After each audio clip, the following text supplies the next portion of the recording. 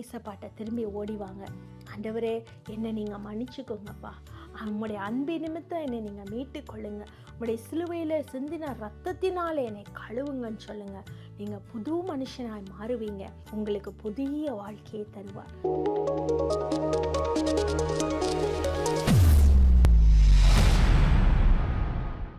ஏசாயா 44 அதிகாரத்தில் 22 இப்படி சொல்லுகிறது, உன் மீறுதல்களை மேகத்தை போலவும் உன் பாவங்களை கார்மேகத்தை போலவும் அகற்றிவிட்டேன், என்னிடத்தில் திரும்பு, உன்னை நான் மீட்டு கொண்டேன் என்று ஆண்டவர் சொல்கிறார். பாவங்கள், மீறுதல்கள், உலகத்தில் எத்தனையோ விதமான பாவங்கள், மீறுதல்களை நம்ம பார்க்குறோம். சின்ஸ், இனிக்விட்டிஸ், மீறுதல்கள்னு சொல்லும் பொழுது ஆண்டவருடைய கட்டளைகளை மீறி நடக்கிற காரியங்கள். அப்போது நிறைய சமயங்களில் நம்ம பாவங்களை தெரிஞ்சு செய்கிறோம், தெரியாமையும் செய்கிறோம்.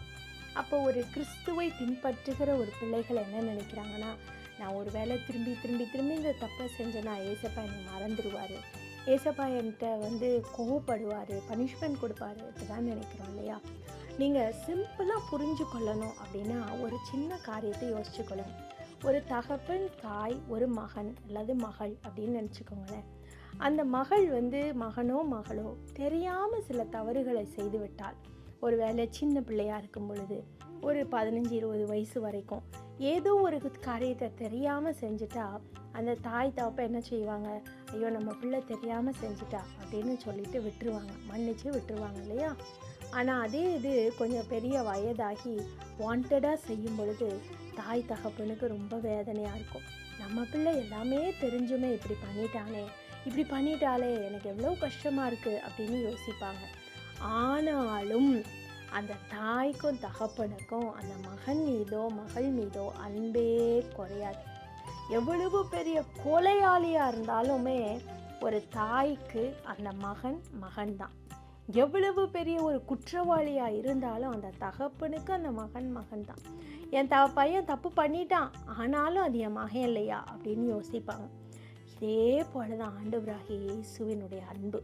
நீங்கள் என்ன தவறு பண்ணினாலும் நீங்கள் திரும்பி, ஏசப்பா நான் தப்பு பண்ணிட்டேன் ஏசப்பா, திரும்பி நான் செய்யாமல் எனக்கு நீங்கள் ஒரு உதவி செய்யுங்க, என்னை பாதுகாத்து கொள்ளுங்கப்பா அப்படின்னு நீங்கள் ஆண்டவர்கிட்ட வரும்பொழுது அவர் உங்கள் பாவங்களை மேகத்தை போலவும் கார்மேகத்தை போல அகற்றி விடுவார் என்று சொல்லப்பட்டிருக்கிறது. அது எப்படி முடியும்? ஒரு மேகம் இன்னைக்கு இங்கே நிற்கிது, கொஞ்சம் நேரம் கழிச்சுட்டு அந்த மேகம் அந்த இடத்துல இருக்காது. அப்படி எப்படி என்னுடைய பாவத்தை நீக்க முடியும்? பாவத்துக்கு பரிகாரம் தேடணுமே, பாவத்துக்கு எஃபெக்ட்ஸ் இருக்கே, கான்சிக்வன்சஸ் இருக்கே, நான் எப்படி அதை சந்திப்பேன் அப்படின்னு சொல்லி நீங்கள் நினைக்கலாம். அதற்காக தான் இயேசுப்பா சிலுவையில் மறைத்தார். அவர் சிலுவையிலே நம்முடைய ஸ்தானத்தை எடுத்தார். இயேசு நம்முடைய பாவங்களை சுமந்தார். பாவமே இல்லாத அவர் பாவத்தின் மறு உருவமாக இயேசு சிலுவையிலே அங்கே ரத்தம் சிந்தினார். அந்த ரத்தம் நம்முடைய பாவங்களை நீக்கி, அந்த ரத்தம் நம்முடைய பாவங்களை போக்கி நம்மை ஒரு புது மனுஷியாக மாற்றுகிறது.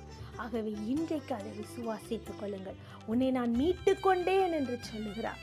இன்றைக்கி நீங்கள் எவ்வளவு பெரிய பாவத்தில் விழுந்திருந்தாலும் பரவாயில்ல, அது நிமித்தம் உங்கள் குடும்பத்தை இழந்திருக்கலாம், அது நிமித்தம் உங்கள் உறவுகளை இழந்திருக்கலாம், அது நிமித்தம் உங்கள் ஆசீர்வாதங்களை இழந்திருக்கலாம்.